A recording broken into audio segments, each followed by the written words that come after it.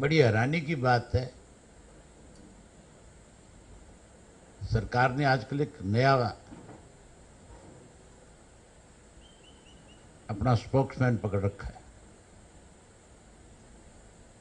जो कहता तो ये कि हम चौधरी देवीलाल की नीतियों को आगे बढ़ाएंगे,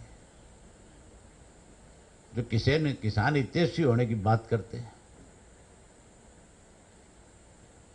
लेकिन हालत विचारों की ऐसी है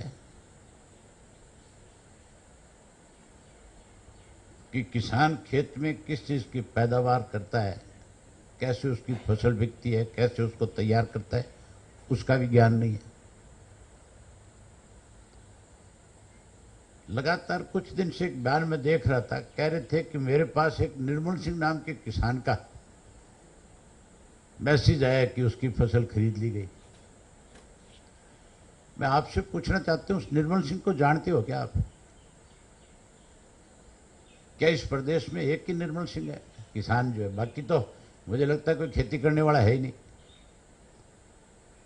आप में से किसी साथी को उस निर्मल सिंह की जानकारी है कि नहीं है?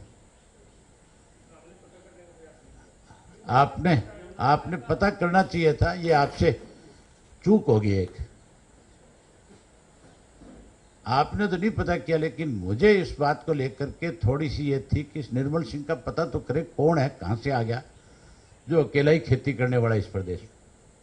ये निर्मल सिंह कोई और नहीं है, ये दुष्यंत का पीएसओ है।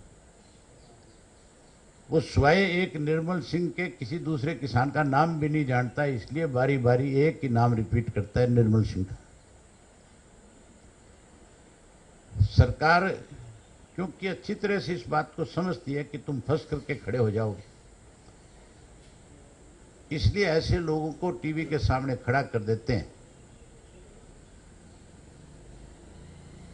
जिनको किसी बात की जानकारी नहीं, जिनको कागज अधिकारी लिख करके देते हैं, वो पढ़ करके बोलना शुरू कर देते हैं।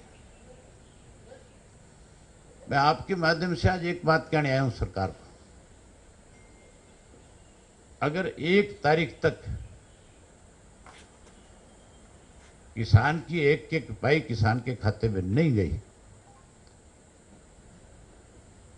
तो 2 तारीख को सरकार के खिलाफ किसान का पैसा उसको मिले, इसके लिए धरने पे बैठ जाऊंगा। और अकेला नहीं बैठूंगा, हजारों किसानों को अपने साथ लेकर के धरने पे बैठ करके सरकार को इस बात के लिए मजबूर करूंगा कि किसान का पैसा एक पाई उसके खाते में आए।